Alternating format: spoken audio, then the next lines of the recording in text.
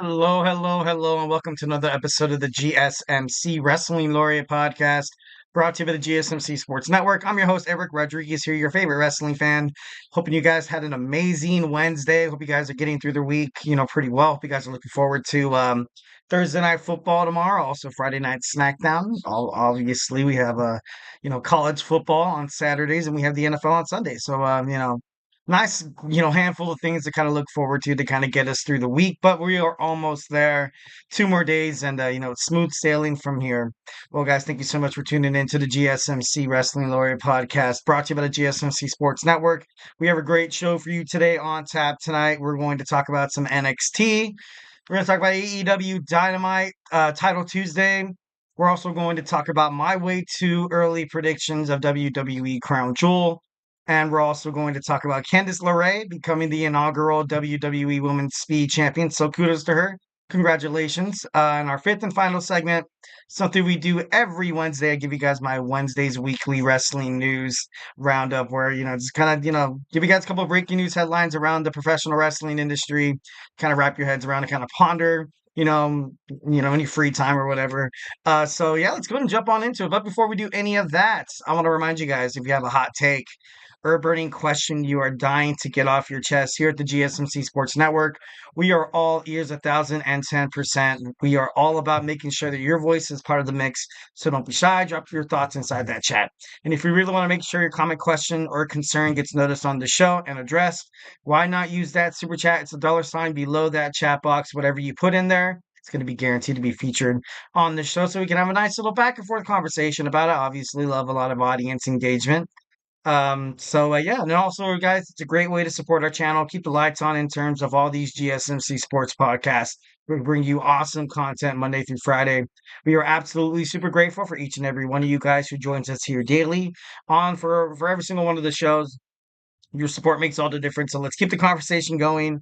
Send in those super chats, those super stickers, because you guys are super awesome. And together we will make sure this show is bigger, better, and stronger than ever. Once again, if you're not down with the super chat, we are still at the gsmcpodcast.net. Hit up the tips and donations link. Tell me what you like. Tell me what you don't like. Just remember to Superman punch that like and subscribe button to the show. Follow the show, follow the network here at the GSMC Sports Network. We do love a lot of peace, love, and positivity, but criticism is all part of the game of sports. So obviously, feedback is a gift. Whatever you guys have to say, drop it inside that chat, and we'll have a nice little conversation about it. So let's go ahead and jump on into our first segment. It was a good episode, a great episode of WWE NXT. It was the second one on the CW. They were live in St. Louis, Missouri. It was pretty cool. You saw Trick Williams come out. He was super. Obviously, that's what the champion should look like. Not really any, opposition of why they would put the belt back on Trick. I think Ethan Page kind of, he did what he had to do. Like, you know what I mean? He kind of helped bridge NXT into that new era on the CW, and I think it's heading toward a great direction. Trick Williams is so over right now with the fans. The fans absolutely love him 1,010%. Also something just, just a little observation, just looking at the venue. I liked it. It looked a little bit about, kind of like classic Monday Night Raw at the Barclays Center kind of feel to it, which was pretty cool. Wes Lee came out, obviously, stating to Trick Williams that he wants a shot at the NXT Championship. But then out of nowhere, and when I say out of nowhere, it was out of nowhere. Main event, Jay Uso came, obviously, the WWE Intercontinental Champion. Didn't really have much to say, just, came out and started yeeting along with Trick Williams. Not like I said, not really any purpose or anything like that. But obviously, yeah, it served his purpose to kind of gain more attention to NXT, which is looking to stand on their own. Debuting on shows and stuff like that. And it was kind of crazy because, it was surprising and it was pretty awesome. I got to be honest. Not really a surprise because, you had St. Louis. Monday Night Raw was in St. Louis. So it's kind of like, all right, we kind of knew that was, right around the corner. Wes Lee magically disappeared, which was kind of weird, and then Jay Uso and Trick Williams stayed in the ring while Bianca Belair and Jade Cargill came out and Kelani Jordan. and then they magically disappeared. So it was a little wonky. I gotta be honest, it was a little wonky, but obviously I understand why they did it. So then we have Kaylani Jordan, the NXT Women's North American Champion, teaming up with the WWE World Women's Tag Team Champions Jade Cargill and Bianca Belair, taking on the Fatal Influence. And obviously, this match was dead to right from the very get go. You saw Jordan, Jade, and Bianca pick up the victory. Not really any surprise there.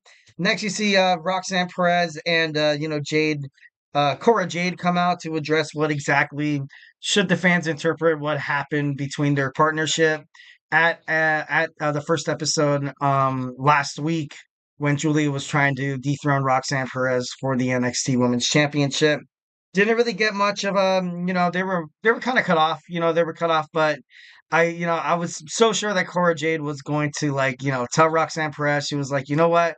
Like I came here, but I thought she was going to kind of hint at wanting a shot at her NXT Women's title, but it never came along. Like I said, then Stephanie, no, then Julia came out first, and of course Stephanie Vaquer, then followed. But they came in, they beat them up. Now they have the NXT World Women's Championship held hostage, which is kind of funny, kind of cool. You know what I mean? I get it, but I don't know. It's I thought when Stephanie came out for the first time, I don't know. I just thought it would have been bigger. She did. Technically, this isn't her first time. This isn't her first time.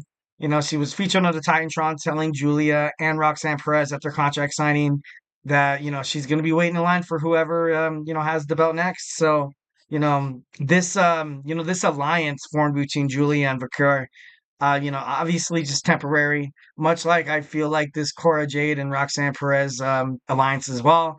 Temporary. We're gonna have a tag team match probably between the two, sometime close. I think you might be advertised next week on NXT. But overall, it was a good promo. It was a good promo.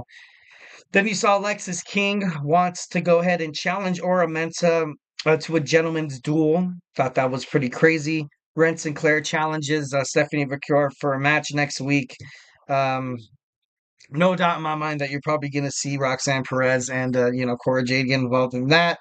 Then we saw the match that was you know that was a little crazy. The Dawn of NXT, Tony D'Angelo dethrones the longest reigning WWE NXT North American Championship. He has the reign. He's number one in the longest reigns. Kind of crazy. He successfully retained the title 10 times. Obviously, made that title very, very prestigious. And the Don looked overpowered. He looked overpowered, but overall, he was able to kind of get it together, and he was ultimately, ready to kind of fight, and he's the new champion. He was ready to take the title. But a lot of mixed feelings about this match. I really thought Oba wasn't going to lose that belt until I think maybe much later. But now, he's probably going to take a little hiatus. Once when everything's figured out with the next challenger of the WWE NXT World Champion, Trick Williams, who he's going to fight next. There's no doubt in my mind he's going to, throw his hat inside that ring. And by all means, he deserves it. I don't know if he's going to invoke a rematch clause, which he probably should. But, I like that the WWE NXT North American Championship is now available, I guess you can say. So now there's a lot of mid-card wrestlers that can have a shot at, kind of being a superstar, kind of being bigger, kind of having a chance to kind of showcase their talents and exactly what what they have to do to become to be drafted to Raw or SmackDown if that's what they want to do because NXT is kind of its own entity right now. But a lot of people are like, "Oh no, I'm NXT," you know what I mean? But I know usually people are super thrilled to kind of come back. Nikita Lyons is back on NXT. Thought it was pretty cool. We have a WWE Women's Tag Team Titles match on SmackDown between Lash Legend and Migs Jackson. Waiting for that to be made official. A-Town Down Under, of course, lost against Axiom and Nathan Fraser for the WWE Tag Team Championships, which was great. I would have rioted if Austin Theory and Grayson Waller became champions. I got to be honest. When is it gonna end? You know what I mean? Every single time you're watching these two guys, You're expecting someone to attack the other. You're expecting a breakup. One of them's going to be heel. One of them's going to be a baby face. And it's just questions like, when is it going to happen? Like, at this point, I'm kind of itching for it. You know what I mean? So, I was happy Axiom and Nathan Fraser retained. I thought that was pretty badass. Then he saw Riley Osborne attack Ridge Holland. Obviously, the Chase U is not done with Ridge Holland just yet. Sexy Red came out with the performance. She was interrupted by Ethan Page, who wants a rematch with his rematch clause. I was kind of happy that he interrupted, Sexy Red. Like, she started performing, and it was just like, I don't know, like, it just didn't seem like it necessarily, like, it didn't seem like it fit. Like, you know what I mean? She is from Atlanta, Georgia, and she has a lot of hometown crowd, friends and family that were probably inside the crowd as well. Um, but it was just, I don't know. Just didn't seem like it fit. Like, it seemed like it could have been, I don't know, maybe a little bit more, but the song she was singing, I was like, I don't know, it's just, I'm not trying to hate. I'm not trying to hate, on the, on music or anything like that. Really, not my cup of tea. But I do, I dabble in some hip hop and some rap here and there. But overall, I don't know. I just seemed like it wasn't, seemed like it could have been better. And I know I said that before, but I'm sticking to it. Sticking to it. All right, and then we have the main event. We have Javon Evans taking on Randy Orton. Not much to say about this match. It was Javon Evans was impressive for being young, but once again, good match. But Javon Evans is still a baby. He's still a baby in terms of in the wrestling industry. And the botch, he botched an RKO. After the match, he told Randy Orton that he's like, "Hey man, I'm so sorry. I'm so sorry." Randy Orton was like, "You know what, man? It's okay. Don't worry. You're the man."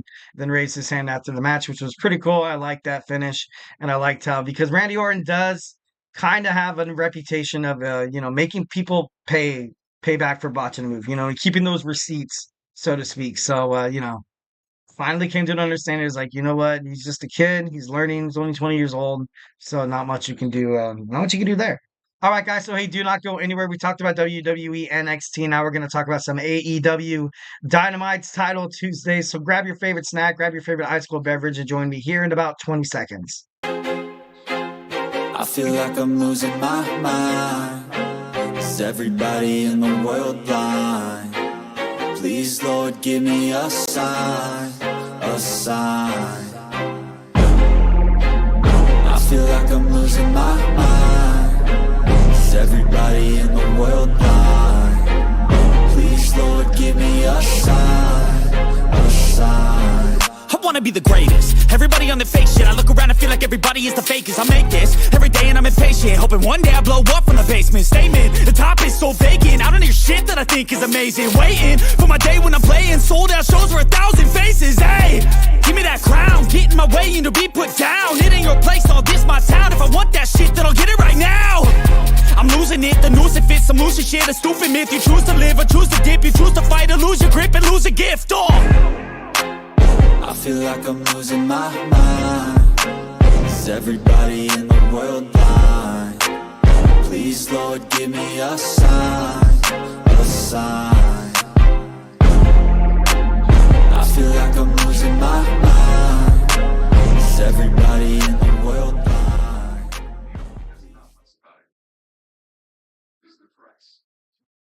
All right, we are back with the GSMC Wrestling Laureate podcast brought to you by the GSMC Sports Network.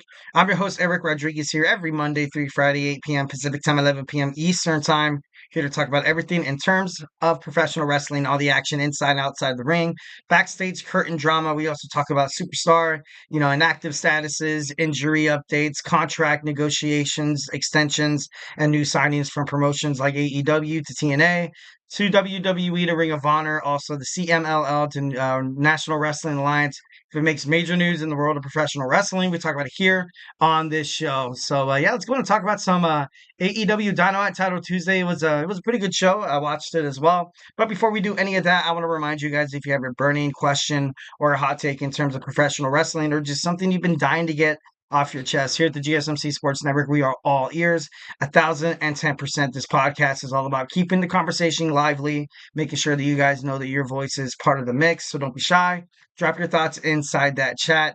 And if you really, really, really want to make sure your comment, question, or concern gets noticed on air, just use that super chats, $sign below the chat box for whatever you hit, whatever you put in there. It's going guaranteed to be featured on the show. Have a nice little, back and forth conversation. Plus, it's a great way to support our channel here at the GSMC Sports Network. Your super chats obviously helps us keep the lights on all these amazing sports podcasts, so we can bring you guys awesome content that you love 7 days, Monday through Friday. 7 days a week would be pretty cool, but we are absolutely super grateful for each and every one of you guys who joins us here daily on the GSMC Sports Network. Your support makes all the difference. So let's keep the conversation going. Let's keep this party going. Then send in those super chats, those super stickers, because you guys are super awesome. And together we will make sure this show is bigger, better, and stronger than ever. And once again, if the super chat is not your thing, you can go ahead and hit up the tips and donations link at the gsmcpodcast.net. Tell me what you like. Tell me what you don't like. Just remember to Superman punch that, like a subscribe button to the show. Follow the show. Follow the network here at the GSMC Sports Network. We do love a lot of peace, love, and positivity. But when it comes to sports, criticism is part of the game. So obviously, feedback is a gift. Don't be afraid to type whatever you feel, however you feel. Give me a shout out where you're listening from inside that chat box. So this podcast could be audience engaging, and it's it's going to be awesome. All right, AEW Dynamite Title Tuesday. Jon Moxley kicks off the show, talking about he's trying to provoke Bryan Daniels, Bryan Danielson's inner dark side, which he's very uncomfortable with. So maybe Jon Moxley could ultimately kind of take advantage of it, steer it in the way to the point where, it works out in his favor. And he said to Bryan Danielson, he was like, you know what? Hope one day you'll understand that this was the only way. This was the only, it had to happen this way. It was a little dramatic, but, obviously that's what that's what it's made for. That's what they were trying to do.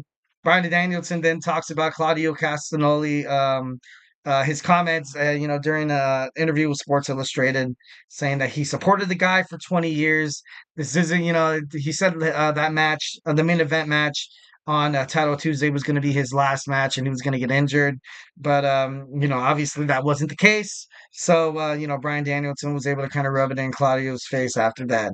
Then after that, we saw Darby Allin come out to confront Brody King, come face to face before their match at Wrestle Dream, which is happening in 4 days on Saturday. Should be pretty badass.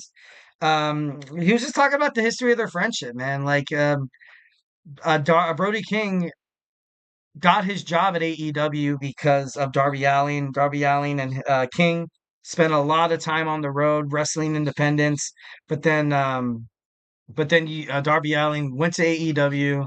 Brody King went to Ring of Honor, which was kind of going under before Tony Khan purchased it. And, Brody King, he has a family. And Darby Allin respects that. And, by all means, he wanted to be there for his friend. And that's exactly what he did. And now, he's saying, you want to replace me. I became the face of AEW. And now you just want to take my spot. Good storyline, aspect that this promo kind of went into. I feel like it was kind of cut short a little bit, and I'm not, sure if this makes sense or anything like that. But I feel like when Brody King was reacting to everything Darby Allin said, which was like a plethora of of rhetoric through pathos and stuff like that, just strumming the emotional strings of the audience's heart. And then Brody King, he talks for a little bit, and then out of nowhere, I felt like it was kind of out of nowhere, Darby Allin comes out and he's like, you know what, let's finish this right here, right now. What are you waiting for? End me now, end me now. And I was like, whoa, that escalated so quickly. I was literally I was taking notes, and then then he started shouting that, and I looked up, I was like, whoa, that's crazy. I thought there was going to be I thought Brody King was going to talk a little bit more, but then Darby Allin came out, hit him with a rock, which was, kind of random, but, these guys have a prolific history of fighting each other and having it turn out really, really well. So there's no doubt in my mind that this match it's going to be great. It's going to be really, really great. All right, so then, like I said, bust set out into a fight. In the back, you see a promo with Jake the Snake Roberts confirming the trade with Don Callis. So now one of the members of the Don Callis family is going to be Lance Archer, which is a big deal. Lance Archer is definitely someone on Ring of Honor that I had my eye on for quite some time. I know that he's going to be a star. He's ruthless. He's dominant. He's very he has a good ring presence. One of those things where he's able to ultimately like every single match isn't like necessarily like a like a smash match or something like that or a squash match. It's he's able to make his opponents look good as well. Like you know what I mean? They're losing, but they're looking good doing it. So Lance Archer is definitely up there in terms of, probably taking that next step in AEW. Then we saw a match between Hologram, who's 13-0, taking on Commander. It was a great match, but ultimately, something that Jeff Jarrett kept saying in the match was true. 1,010%. Commander did have had a lot of opportunities to put it away, but obviously couldn't capitalize on some situations. Um, but it was a great match. Hologram scaped through barely, like, in the nick of time, he scaped through with his 14. Now his record is 14-0. He's able to come out with that victory. Then Daniel Garcia came out to address the AEW universe, saying that, he's going to stay in AEW, so don't you worry. He's going to rightfully take his place, in the circle of life in terms of AEW. He said he's going to be the face. He's not going to complain about losing anymore. He's not going to throw fits. He's a new and improved Daniel Garcia. He's hunting for some gold. Everybody out there who's holding the title, Will Ospreay, also, Ring of Honor as well, Mark Briscoe, all those guys, like, have to be put on notice because he's coming after you.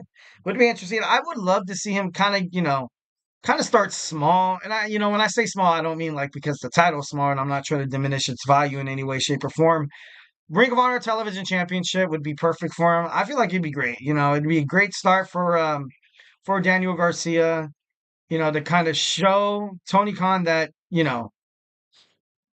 okay, it's clear that he can be a competitor. But some people are amazing at what they do. It's kind of like, they're better chasers than they are champions. Kind of like preluding to what I was talking about, like in terms of like Liv Morgan's career, where I like Liv Morgan, but I more or less kind of like her chasing the championship than her having the belt around her waist. A lot of scrutiny, a lot of rumors and speculations, and a lot of people saying that Cody Rhodes' title run is a little boring. Obviously, I feel I have a disagreement. I think I disagree with it. But one of those examples as well. Great chasers, not good champions. But overall, Daniel Garcia, I feel like is landing in a great spot. I was kind of playing with the idea of Garcia. I think it was last Friday I did a show. I was playing with him coming to the WWE, kind of being like a young, cocky, in your face, kind of like a Randy Orton, a little bit like he's able to dish it, he's able to throw it back. But then again, like he's not really liked, he's not really loved. But I feel like he's gonna land in a great spot. Whatever bookings that AEW decides to put him in. Obviously, he is the future of AEW. He's very young and he's very talented. So, congratulations to Daniel Garcia. Hopefully, we get a little bit more details on his contract because right now there's not really anything out there just yet. All right, so we also got a promo that Swerve Strickland will be returning at Wrestle Dream. Should be interesting to find out if he takes up NVP's offer to join this new Hurt Syndicate and, leaving, Prince Nana, a wayside. That would be pretty interesting. Joining Shelton Benjamin, as well as Bobby Lashley, who is signed with who's, still, it's always, obviously it is up in the air. I thought the Lucha Brothers were going to wind up in WWE sooner rather than later. But, they're still on AEW. There's still wrestling matches on AEW. So I thought that was a done deal. Obviously, I don't want to go ahead and get ahead of myself and steer you guys down the wrong path or fill you guys up with professional wrestling propaganda or anything like that. So, but as of right now, it seems pretty sure that Bobby Lashley is all elite. Should be interesting to find out how these three superstars will look together. It's going to be a dominant force. Swerve Strickland, you know, every single feud he's kind of got into. His feud with the Elite. You have the Young Bucks and Okada and Jack Perry. The feud with the Mogul Embassy with Brian Cage, and getting his arse kicked because he's never really had the numbers game. He's been kind of a lone wolf kind of thing once when he left the Mogul Embassy, and also Patriarchy as well. Beat him down. So this is going to be a great thing for Swerve Strickland, especially for the future and stuff like that. I feel like it's going to be cool. All right, we got a number one contenders match for the AEW World Women's Championship. We have Willow Nightingale taking on Saraya, taking on Nyla Rose and Jamie Hayter. Obviously, this match was forthcoming because Dr. Britt Baker, DMD, was not feeling well. Had travel issues, was unable to come, so we didn't get to see that one-on-one match, which would have been pretty badass. I I kind of thought Britt Baker was going to pick up the W. But having an experienced wrestling veteran like Willow Nightingale take her spot to challenge Mariah May just makes it better. They're gonna have a great match. They're gonna have great promos. Willow backstage on the mic is one of my favorite wrestlers in all the wrestling, like WWE, NXT, and the women's divisions. Just what she can do on the mic and cut a promo. She's amazing at it. So they're gonna make it great. They're gonna make it great. All right. Obviously, you had Mariah May join in on commentary. She came out, she whipped Willow Nightingale, but Willow Nightingale, she got her revenge later on in a promo when she was when Mariah May was being interviewed by Renee Paquette. So I thought that was pretty funny. I thought that was pretty cool. The Learning Tree gives Rocky Romero a warning about his buddies, Orange Cassidy, Kyle O'Reilly, obviously, and Mark Briscoe. And Chris Jericho crossed the line, man. Crossed the line last week, dude. Like talking about, Mark's deceased brother, Jay, and how he was a way better wrestler than Mark was. And obviously, it's not one of those things where it's like, "Hey, man, I'm proud of you, dude. Your brother would be proud of you." It was more like kind of spitting on the grave kind of thing. So, I hope Mark Briscoe kicks Chris Jericho's ass. I thought, 1,010%. I can't wait to see the match. I love Mark Briscoe. Jay White, in a squash match, defeated some guy named Cody Chun. He came out after winning. He called out Hangman Adam Page.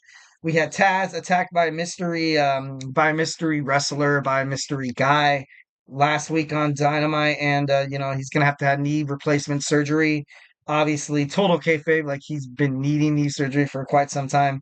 Hook's on the lookout. I thought it was kind of crazy how Kip Sabian like randomly bumped into him. I was like, all right, that's a little, maybe a little foreshadowing or what's going on in the patriarchy.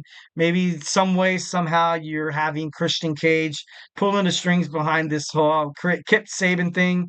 Maybe perhaps it's, just a hoax to to take out wrestlers and stuff like that. Obviously, this is a huge, conspiracy theory, but, Hook's going to need another challenger. Like he's going to need direction to kind of fall into, ever since you saw that FTW World Championship be retired. So I don't know. It's gonna be interesting to find out, his next move as well.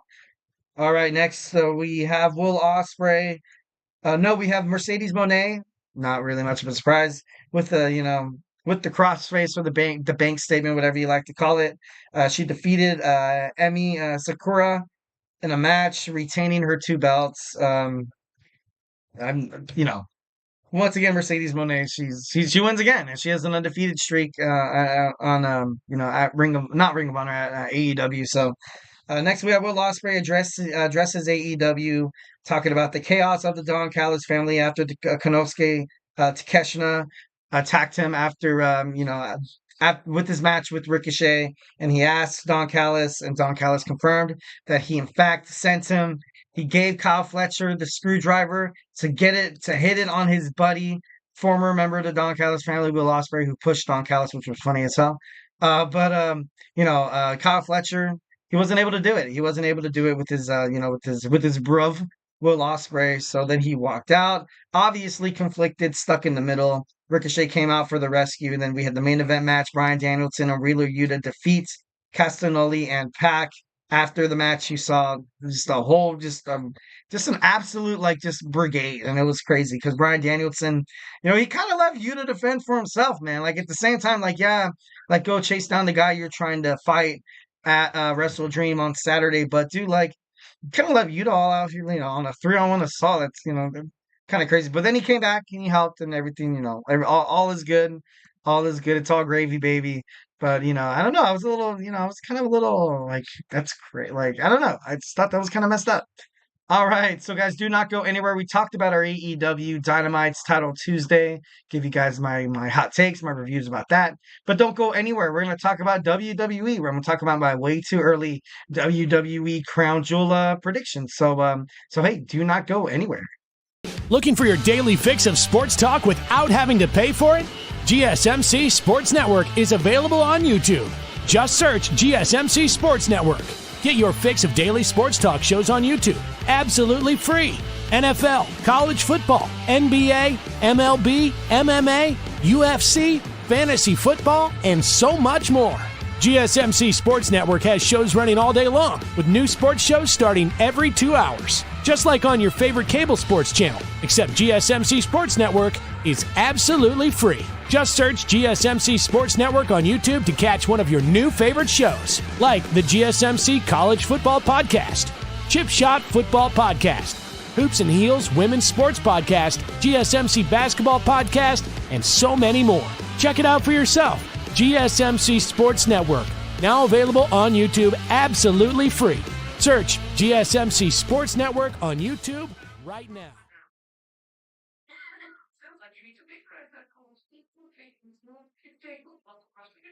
All right, we are back with the GSMC Wrestling Laureate podcast brought to you by the GSMC Sports Network. I'm your host, Eric Rodriguez. Every Monday through Friday, 8 p.m. Pacific time, 11 p.m. Eastern time, here to talk about everything in terms of professional wrestling, all the action inside and outside of the ring, backstage curtain drama. We also talk about superstar injury updates, inactive statuses. We talk about contract negotiations, extensions, and new signings. We talk about promotions from WWE to AEW to TNA to Ring of Honor to the CMLL to the GCW. If it makes major news headlines in terms of professional wrestling, we talk about it here on this show 1010%. So let's go ahead and jump on into our next segment. But obviously, before we do that, I just want to remind you guys to go ahead and hit up that super chat. Still waiting for you guys to be a part of the mix, be a part of the show. Can't wait to hear what you guys have to say. If you have a burning question here at the GSMC Sports Network through these chats, you can just, let it all out. Get whatever you want off your chest, 1010%. Hit up that $sign though. It's that, it's super chat. Send in whatever you put inside that box going to be featured on this show, and we can bring you guys even more awesome sports content that you love by those super chats. They kind of help us, supports us. It keeps the lights on all these amazing podcasts. We are absolutely first and foremost super grateful for each and every one of you guys who joins us here daily on the GSMC Sports Network. So let's keep this party going. Send in those super chats, those super stickers, because you guys are super awesome. And together, we will make sure this podcast is bigger, better, and stronger than ever. Once again, at the super thanks, super chat is not your thing.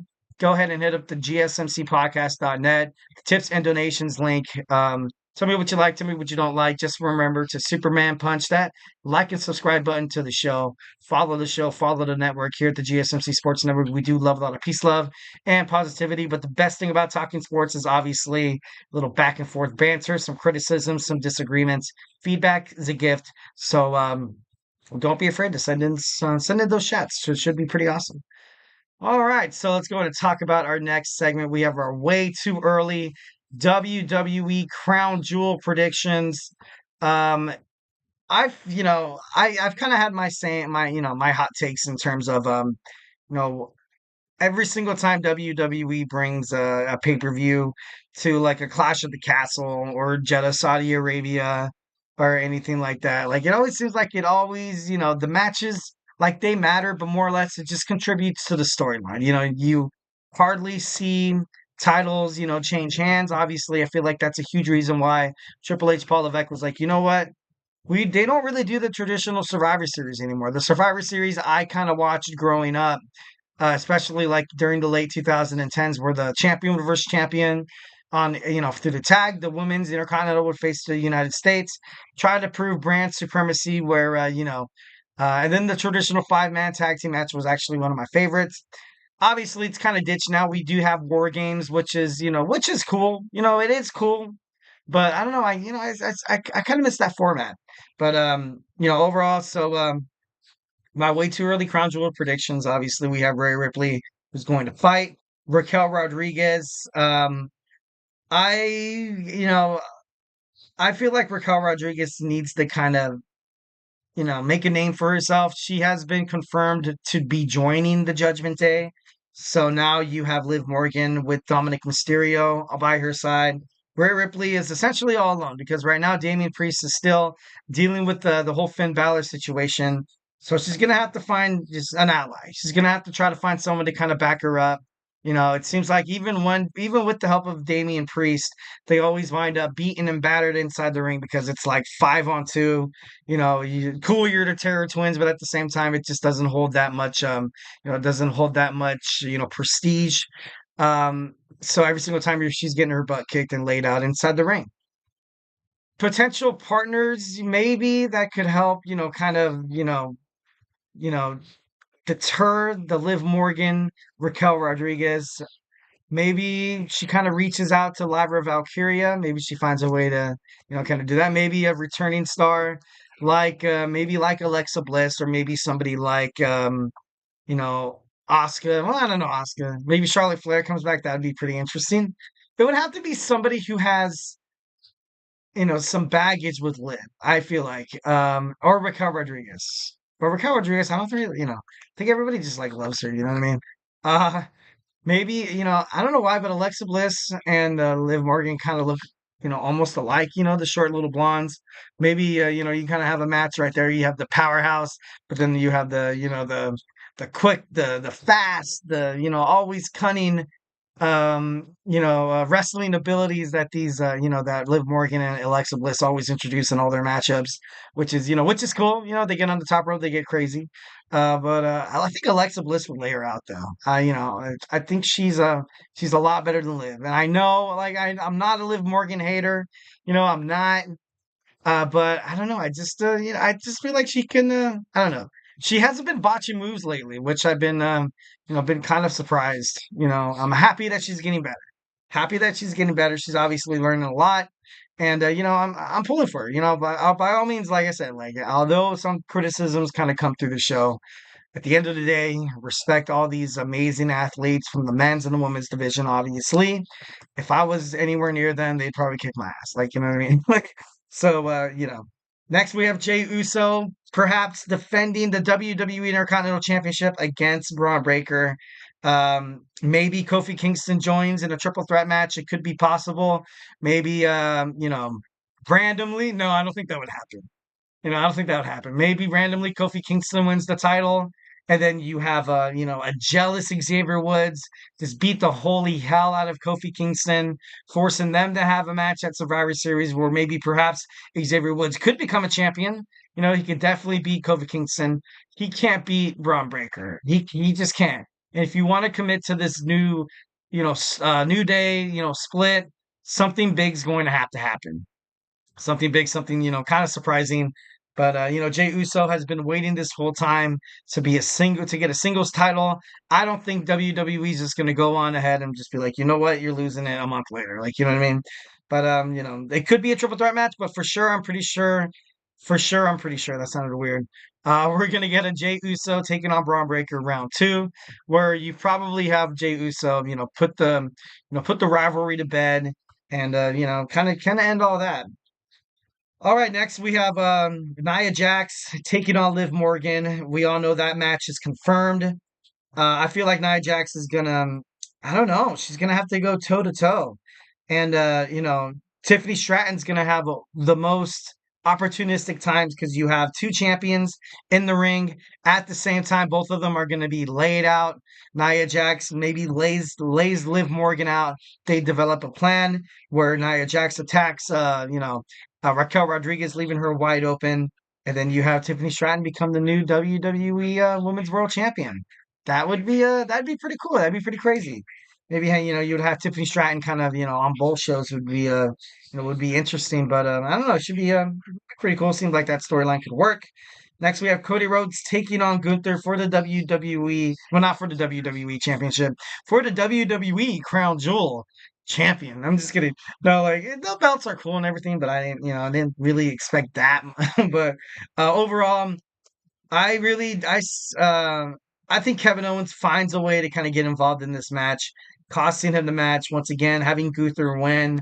Kind of legitimately having Gunther becoming the champion and having him, kind of solidify his legacy as the World Heavyweight Champion.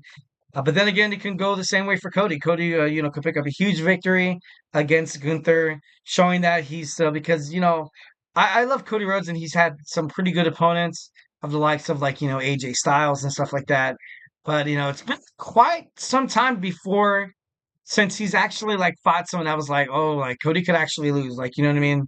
He could lose this match. But I do think that they're going to, have a match. Kevin Owens, Cody Rhodes for the WWE Championship at Survivor Series. Right now, I feel like Cody Rhodes is going to take a break from this Bloodline storyline.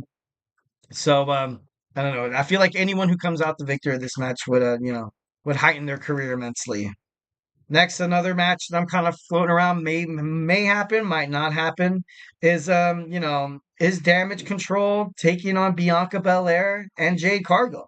They kind of feud back and forth inside obviously on Monday Night Raw and a couple of times. So it'd be kind of cool to kind of see them put up the WWE Women's World Tag Team titles against worthy competitors like Kairi Sane and Io Sky. That'd be pretty badass. Next, I have a triple threat match between the LA Knight, Carmelo Hayes, and once again Andrade. You know, the three are going to have to go at it sooner or later. They've been flirting with it for so long. It's been Hayes against Knight. It's been, I don't think we've had that yet. No, I think we might have. I'm not too sure. And then we have Andrade and Knight. Like it's been Andrade against Hayes. So, it's been separate. I think it's time to bring all three of them together, finally have a definitive winner. And I honestly feel like Survivor Series is going to be filled with, a lot of shocking twists. I go ahead and I'm gonna bet the farm that maybe Logan Paul finds his way back and challenges back for his United States Championship, because right now in the main event thing his name doesn't really fit inside the talks with Roman Reigns, Cody Rhodes, The Rock. It doesn't fit like that. Right now they're kind of grooming everything up to for WrestleMania 41. They're grooming everything up to happen at WrestleMania 41. Logan Paul is going to come back, and I feel like him challenging Cody Rhodes, although they would have a great match, overall, you're gonna have him lose, which won't hurt his career or people's, opinions or perspectives on Logan Paul as an in-ring competitor, because I feel like, the way he's trained with AJ Styles. He's great. I like at first I kind of wasn't really into the Logan Paul thing. Him and his brother, obviously YouTube stars and stuff like that, YouTubers. But they did it. They trained hard. They made it happen. Great example of a little can-do attitude and some elbow grease. You can wind up maybe fighting Mike Tyson. I don't know what's going on with that match. I don't even know what's going on with that. Uh, and lastly, we have Roman Reigns perhaps teaming up with Jimmy Uso to take on the Bloodline. I'm not really huge on this match right here because we recently had the Roman Reigns in a title match. I want to see a Bloodline. I want to see a Tribal Chief combat. I want to see Roman Reigns against Solo Sikoa. Obviously tribal rules. That's when The Rock will probably make his move to put the Ulafala on top of Solo Sikoa, being like, all right, he was just kind of keeping it warm for me. I'm the true final boss. I am the true tribal chief. But we also have Hikuleo ready, waiting in the wings to be on SmackDown. Also, there's Lance Noe still in the mix. I'm not too sure what's happening with Journey right now. Zila Fatu as well. There's still, a couple of dudes that this Bloodline Civil War could, kind of bring some of these guys together. And, what if The Rock, goes out and he has his own tribal chief, gets his own guys. Because I know Roman's going to bring back the original Bloodline. That's just something that's going to happen. Like, he's going to bring back Jay. He's going to bring back Jimmy, maybe even Sammy. That'd be kind of cool if they brought Sammy into it, into the storyline. That'd be dope. But, you're going to have this Bloodline Civil War thing happening for, probably up until WrestleMania 41, which forces The Rock to take on Roman Reigns for the true tribal chief kind of thing. But then again, like a lot of sources like Paul Heyman, just say that this whole Bloodline Civil War thing, or this whole Bloodline storyline that we thought was going to be over after Cody Rhodes finished his story at WrestleMania 40 has just begun. Like we're still in the third inning. So that's crazy. That's insane. But overall, I'm in love with all these stars. I'm warming up to the Tungans. I'm not really huge on Tungaloa, but once again, he's good. He's a decent wrestler. But I like Tomatunga. He's pretty good. Although his mic skills are a little, but yeah. All right, guys. So, hey, do not go anywhere. We're gonna jump. We're gonna talk about our next segment. We have Candice LeRae becoming the first ever women's speed champion. So, we're gonna talk about that when we return. So, hey, do not go anywhere.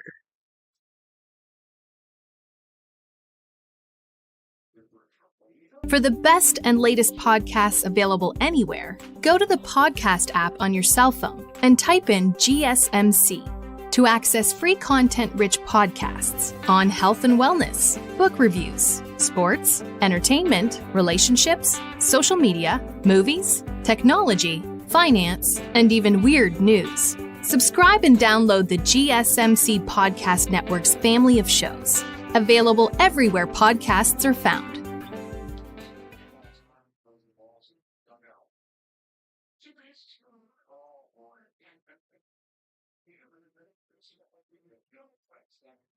All right, we are back with the GSMC Wrestling Laureate podcast brought to you by the GSMC Sports Network. I'm your host, Eric Rodriguez, here every Monday through Friday, 8 p.m. Pacific time, 11 p.m. Eastern time. Here to talk about everything in terms of professional wrestling on the GSMC Sports Network. We talk about all the action inside and outside of the ring, backstage curtain drama. We also talk about superstar, inactive statuses, injury updates, their contract negotiations, extensions, and signings.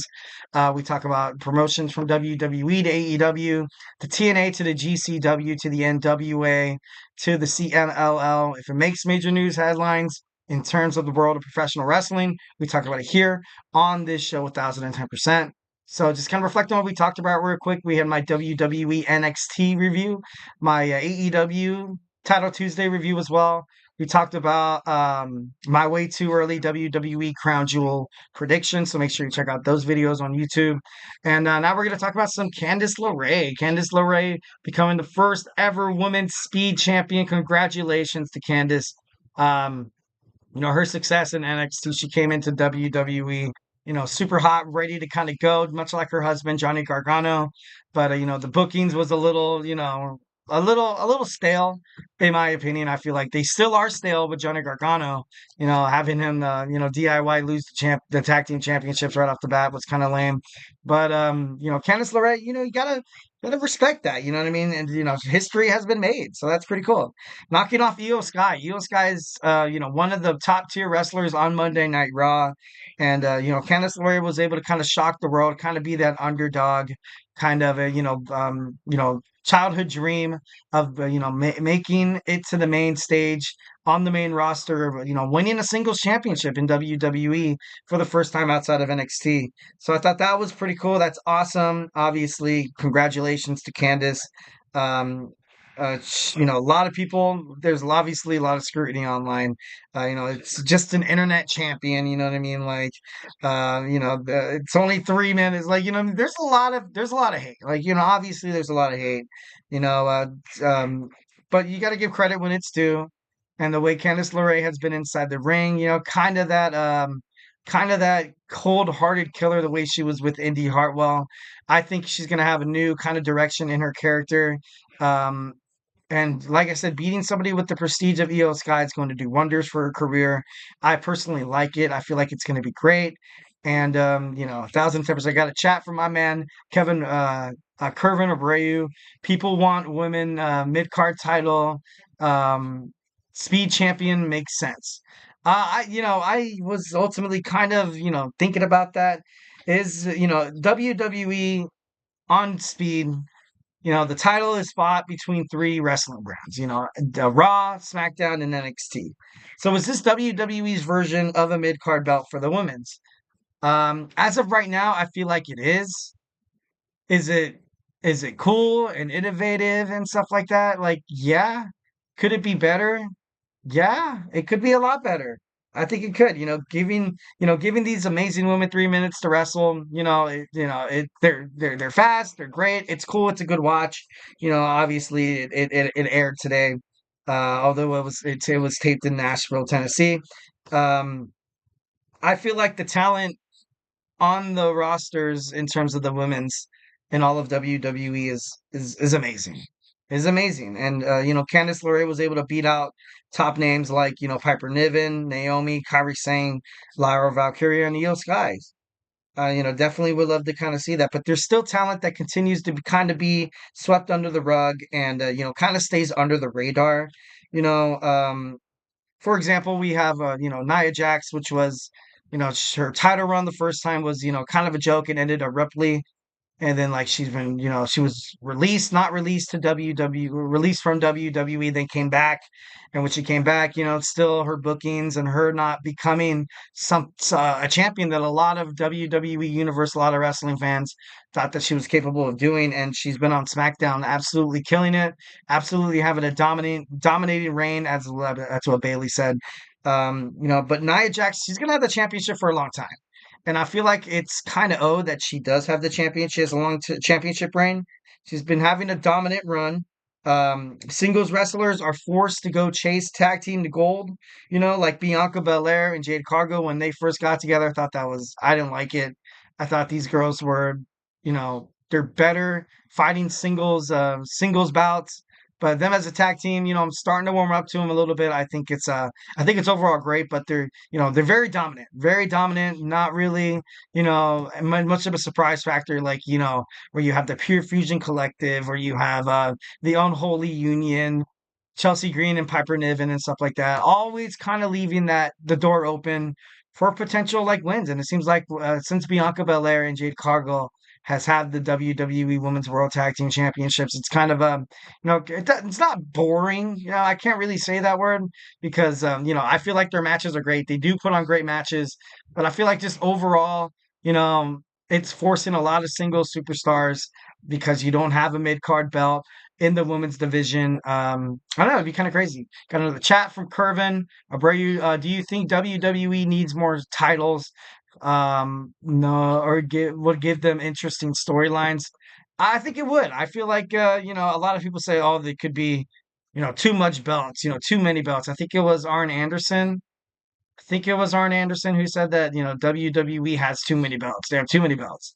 You know, I don't think so. You see what's happening on AEW right now, and then also on NXT. There's a Women's North American Championship. There's a mid card. I think the Speed Championship. Let's just. My hardcore take on it is I don't. I'm not really a huge fan of it. You know, 3 minute matches. People. High flying. It's made for fast superstars. But then you've seen people like Bronson Reed fight. For the Speed Championship. I ultimately was kind of advocating for WWE for bringing back a cruiserweight division, kind of, something like a 205 Live.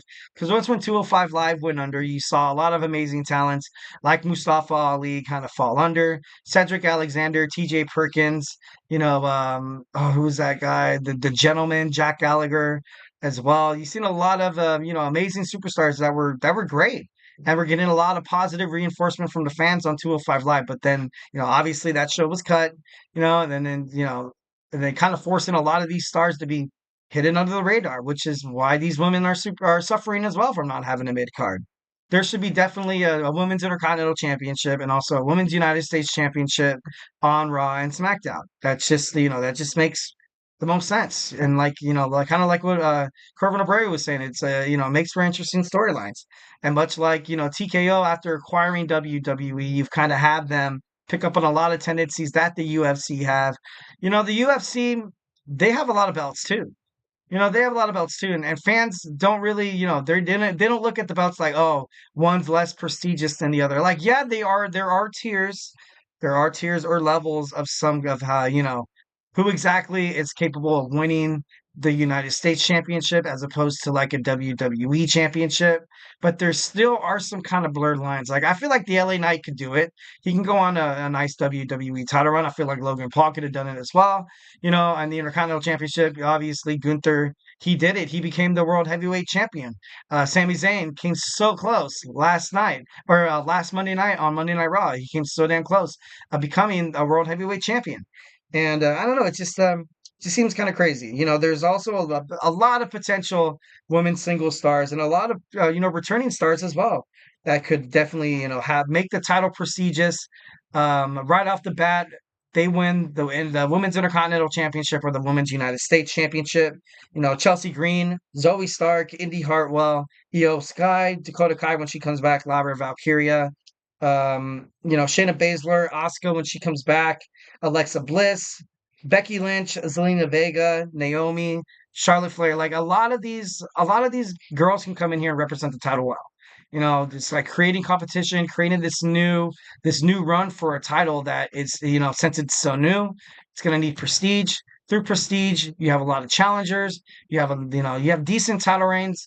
But I don't know. I just think I think it's a money home run idea, and why WWE, it's why they're not pulling the trigger. It's kind of crazy. Let these women shine. Let these women shine. By that with that mid card belt, and in turn WWE would flourish. Ticket sales, revenue, all over. Marketing and stuff like that. Um, and I was talking about the mid card title becoming a stepping stone, 1,010%, and just like having one big main title. You're having all these girls fight for one damn thing. It creates for repetitive storylines. Because at the same time, you're like, all right, yeah, Candice LeRae would probably never ever challenge somebody like Rhea Ripley or Nia Jax or Charlotte Flair.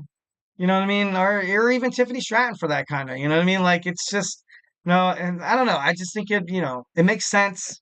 Happy that WWE did have this initiative of the Women's Speed Championship. I'm proud of Candice LeRae of, after debuting from NXT, she was kind of under the radar for quite some time. She finally got her fame. She's getting her glory. Long may she reign, and hopefully that WWE brings a mid card title for each division, Raw and SmackDown, sooner rather than later, because it's gonna be money. It's a money idea. All right, guys. So do not go anywhere. We have my fifth and final segment, something I do every Wednesday. We talk about Wednesday's weekly wrestling news, all the breaking news headlines surrounding the sports entertainment industry in terms of professional wrestling. So, grab your favorite snack, grab your favorite ice cold beverage, and we will be back. So, hey, do not go anywhere.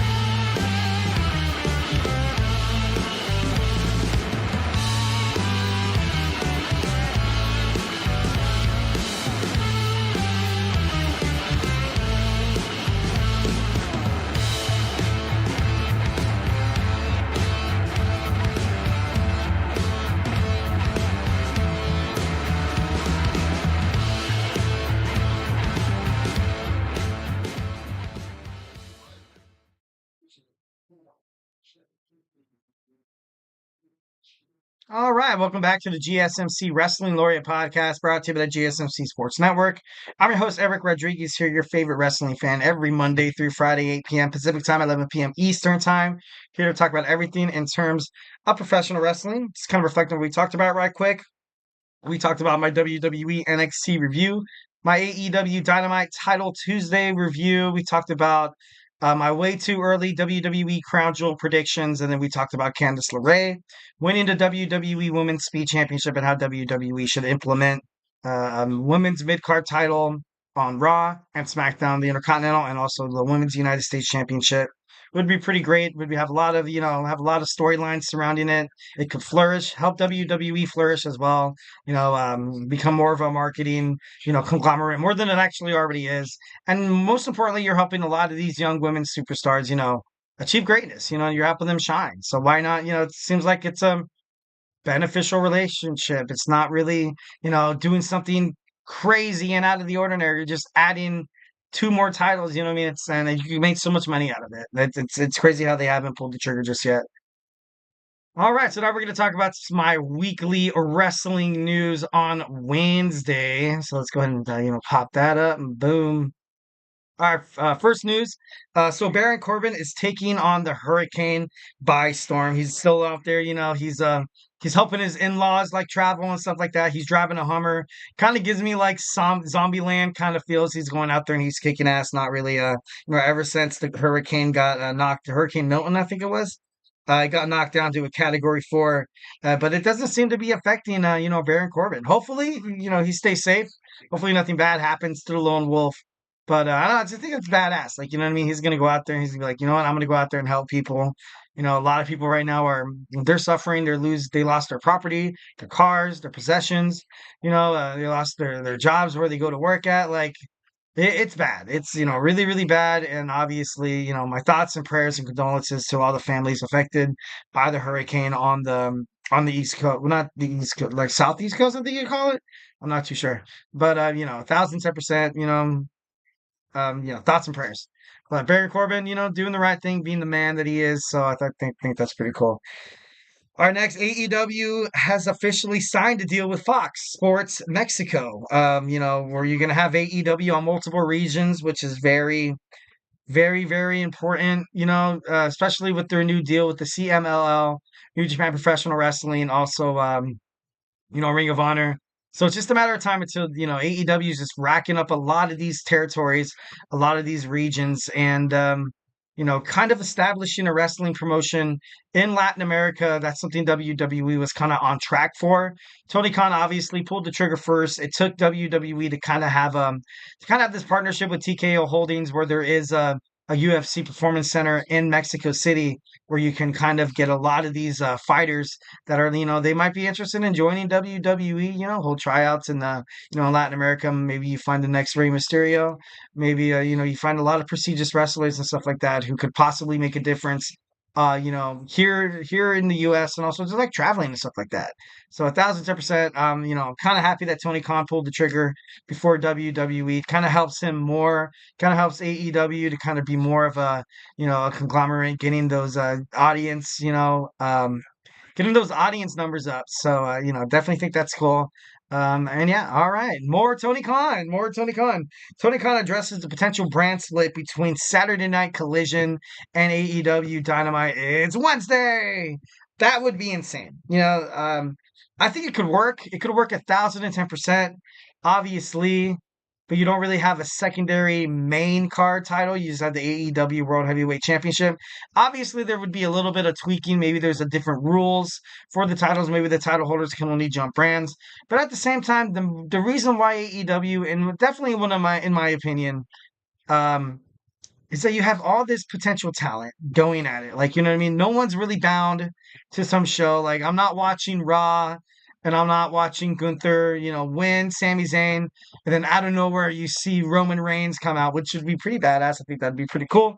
But obviously that's not happening, and that's not gonna happen because they're committed to this brand split.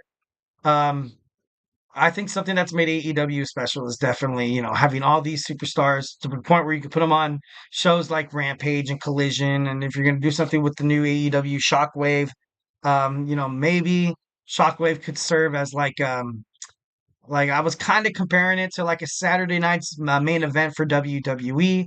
Maybe it's held on Sundays or something like that when there's not a PLE for AEW, and maybe it's a chance for Collision and Dynamite, two separate brands to kind of go at it and stuff like that. But I don't know. It just he addressed the possibility of it. So obviously nothing's set in stone, but it's quite riveting and it's quite interesting that he would consider a brand split. But I don't know. I just think what makes AEW special is that it's not brand split. So I don't know, kind of crazy.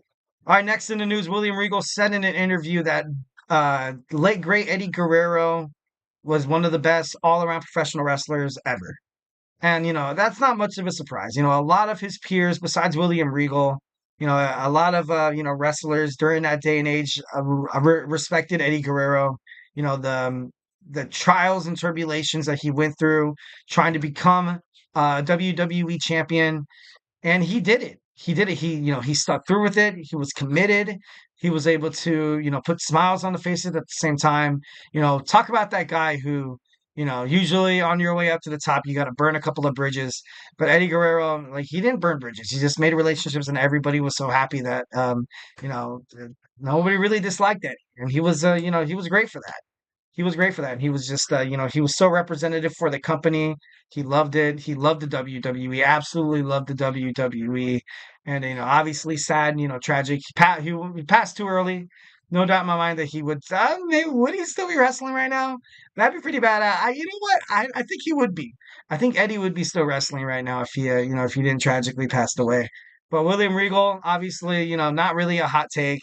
Not really any news, anything like that. Just Eddie Guerrero was one of the best wrestlers in the world, and I can imagine once when he passed, kind of sent a shockwave through WWE creative, being like, "Look, we kind of had our next guy."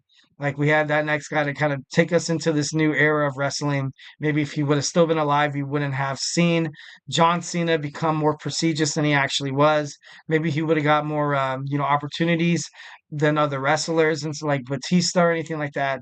But I don't know. It's still sad. I still think about it to this day, and still Eddie Guerrero. It saddens my heart to that he's passed. But you know, all right, NXT. NXT is set to take place in North Carolina. I think it is. I think it's North Carolina. I'm not too sure. Don't quote me on that. Um, but their tapings might be canceled, so we might get an NXT. It'd be kind of cool if they run it back in St. Louis. Would be pretty badass. But like it'd be like such short notice, and with everything that all the demise that the hurricane has been causing so far, has just been it's been terrible. It's been absolutely terrible. Obviously, thoughts and prayers go to the fans. Sending my condolences affected by the hurricane. But NXT could possibly not. I don't think they would cancel it. I don't think they would necessarily cancel it. Maybe like if you had no other choice because you can't really, because of the flights and everything, you can't really make it back to the performance center. You can't really do.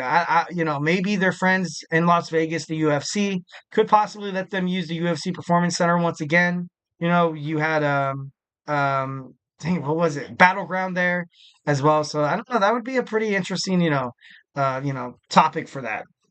All right, next in the news, we had some guy, kicked out of the, an NXT hotel for, harassing the ladies, taking pictures of their feet and stuff like that, which is just, why would you do something like that? Obviously, the moral of the story is, guys on the show, don't do anything stupid like that ever, please.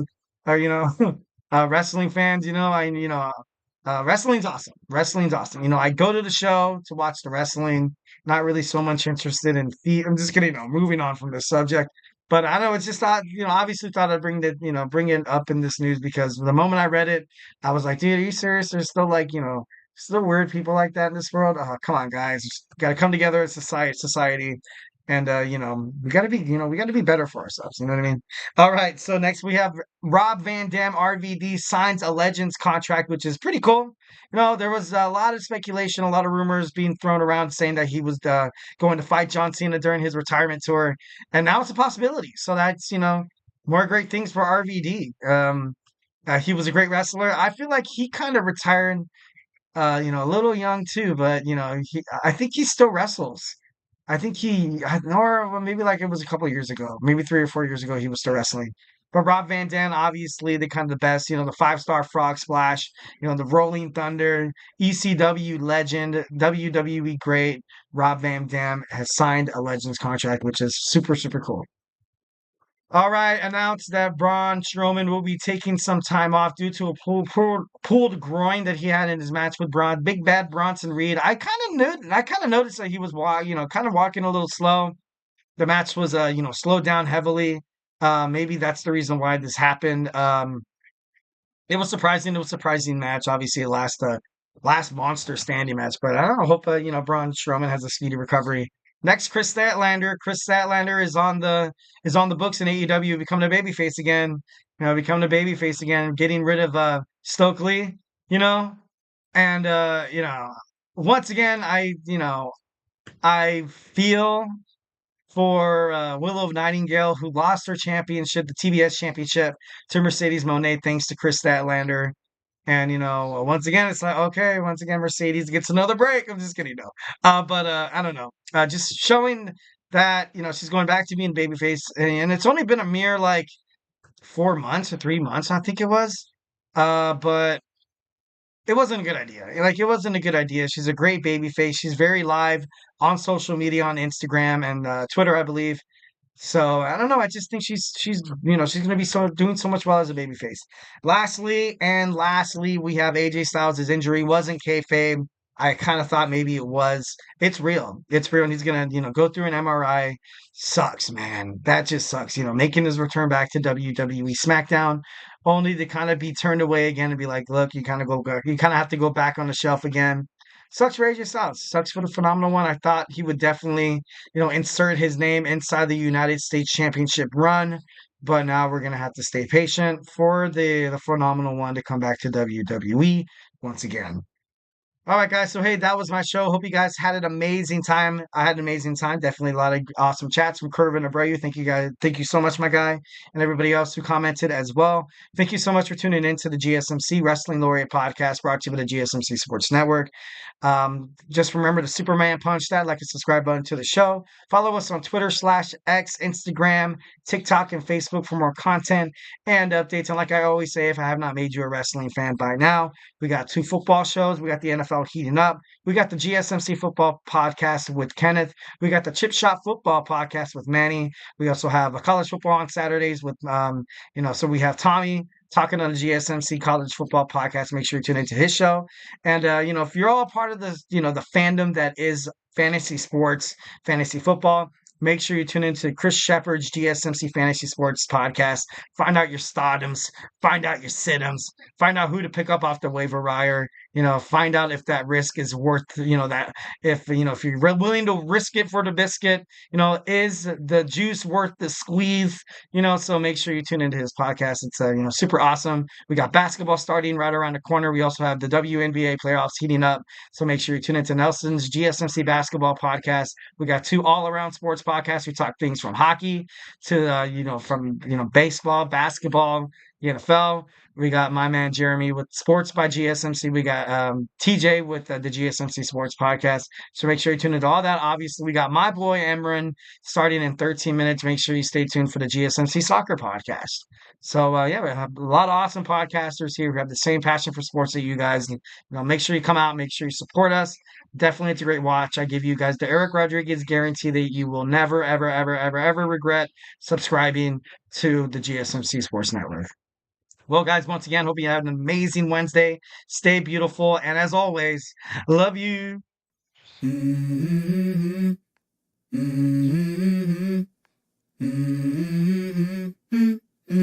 Let's go. I wake up to a little bit of drool on my pillow, feel like it's gonna be a bad day. Yeah, I'm tired of shit, and the coffee ain't hit.